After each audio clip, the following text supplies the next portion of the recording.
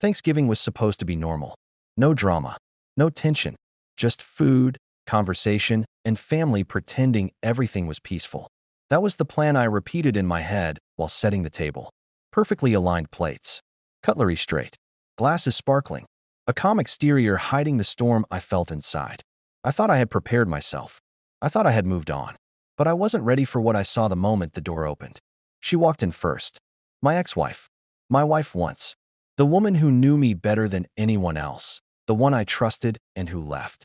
She carried herself like she owned the room, smiling at everyone, greeting my parents, joking with my siblings. Calm, confident, completely unaware of what was about to hit her. And she wasn't alone. Behind her was someone else. Taller, well-dressed, comfortable, smiling as if this was his world now. Her new boyfriend. The image hit me harder than I expected. She had brought him to Thanksgiving. Into my house. In front of my family. I stayed calm. Observed. Measured. No one else noticed the tension yet. My parents welcomed them both casually. My siblings glanced at each other but said nothing, and my ex-wife introduced her boyfriend to everyone as if nothing had changed. Then she turned to me, eyes bright, smiling, oblivious to the storm inside. She expected an introduction, expected normalcy. She didn't know. What she didn't know was that I had the power she never anticipated. Because while she thought she was controlling the room, she had walked straight into mine. I nodded once. Calm. Controlled. Because the truth I had kept hidden, the truth about my career, my position, and my influence, was about to hit them all. Because the man my ex-wife proudly brought to Thanksgiving had no idea he worked under me. Dinner began, but the air felt different. Not hostile, not loud, just tense, quiet in a way that made every movement noticeable. My ex-wife laughed lightly at a joke someone made, her boyfriend beside her, completely unaware that he was in someone else's world tonight. I stayed calm, observing, measuring, calculating, because I knew him. Not personally, not intimately, but professionally. He worked in my company, under my division. I had seen his name in performance reports, budget proposals, and management evaluations. And now, unknowingly, he was sitting across from me, casually sharing his work experiences. My ex-wife leaned in, clearly proud. She was showing off, and it stung more than I expected. But I didn't react. Calmness was my weapon. He continued, describing his department, his responsibilities, even referencing new leadership changes, decisions I had personally implemented. He praised the new management for being strict but fair. I kept my expression neutral. I let him talk. Let him expose himself unknowingly. Every word revealed patterns, habits, and the exact mistakes I would later review. My ex-wife glanced at me, trying to gauge my reaction.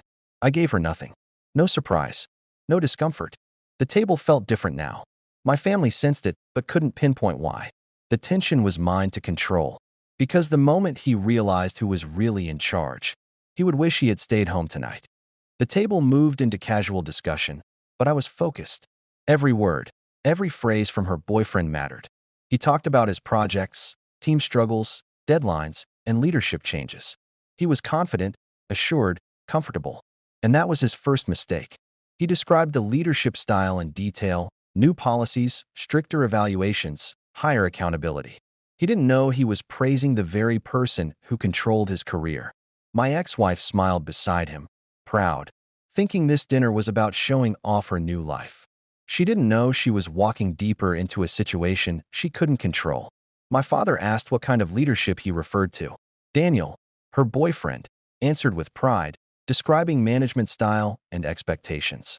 Everything aligned perfectly with what I had implemented. Then he said it. The name. A manager or executive who had implemented the new changes.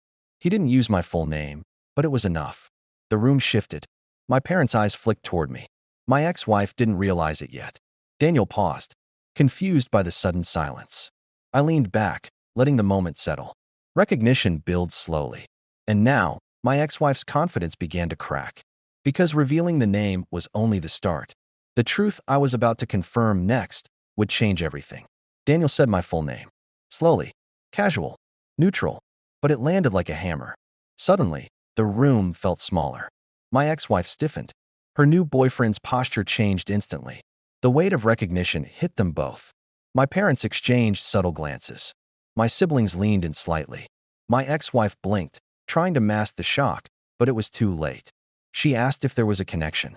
Her voice betrayed uncertainty she didn't expect. I nodded slightly, calm. This was no longer just a dinner. This was the revelation of control. Daniel realized. Slowly, his eyes widened. Everything he had said before about leadership and company practices, it had been to me, not someone else. And my ex-wife's confidence faltered completely. The room was heavy, the tension now undeniable. Because confirming my identity was just the first strike. What came next would completely flip the power in the room. I spoke slowly, clearly. Daniel didn't just work in my company. He worked under my division. The silence that followed was deafening. His ease vanished. My ex-wife's gaze shifted between us, disbelief mixing with panic. He tried to speak, tried to explain that he didn't know, that his comments were harmless. But calm honesty doesn't need explanation. Facts speak for themselves. I told them that leadership evaluates more than results. It evaluates judgment, awareness, and understanding of situations. Her boyfriend realized instantly that he had walked right into someone who had been shaping his career silently all along. My ex-wife's eyes widened. She finally understood she had underestimated me. The pride she carried in bringing him here turned into discomfort she couldn't hide. The table's casual mood was gone. My family was watching the shift. Everyone sensed the stakes. I didn't need to raise my voice. I didn't need to make threats. Truth carried the weight. Because this dinner wasn't about embarrassment. It was about showing that power is quiet until it isn't. Daniel shifted nervously. His stories about department performance, leadership challenges, and work pressure now carried a new meaning. I calmly explained that his department had been under review, flagged for inconsistencies, uneven performance, and missed targets. Nothing personal, nothing exaggerated, but everything calculated. Daniel's posture tightened. He now realized who controlled the fate of those evaluations. My ex-wife's face turned pale. She understood she had brought him straight into a room where the power dynamic had shifted entirely. My father leaned in subtly, watching the interaction. My ex-wife tried to maintain composure, but she was flustered. I told Daniel calmly that these reviews measure judgment, insight, and consistency. Every careless word, every opinion expressed without understanding, counted. My ex-wife's confidence crumbled. She hadn't realized she had invited herself and her boyfriend into a situation where I had complete control. Because the next words I chose to say would decide exactly who had authority in this room. I watched them both carefully. My ex-wife was trying to recover. Daniel tried to maintain composure. But the shift was complete. I told them both that I would handle the situation professionally. No drama, no revenge. Just careful evaluation. Daniel nodded, understanding the stakes. Respect replaced his earlier casual confidence. My ex-wife's mouth opened slightly, as if to protest, then closed. This wasn't personal anymore. It was business. And she realized the lesson too late. Pride and assumption don't work against someone who controls the system she stepped into. I leaned back, calm, observed the reactions. My family sensed it. My ex-wife's expression finally faltered completely. Because control doesn't need yelling or confrontation. It only needs patience, clarity, and timing. I stood slowly, not to leave, not to confront, just to close the moment on my terms. Daniel understood he had underestimated me. My ex-wife realized she had misjudged everything, and her confidence was gone. No one spoke. No one moved. The room felt smaller, tighter, dominated by quiet authority. I told them the strongest revenge isn't exposure. It's calm control, measured timing, and walking away knowing the outcome is already decided.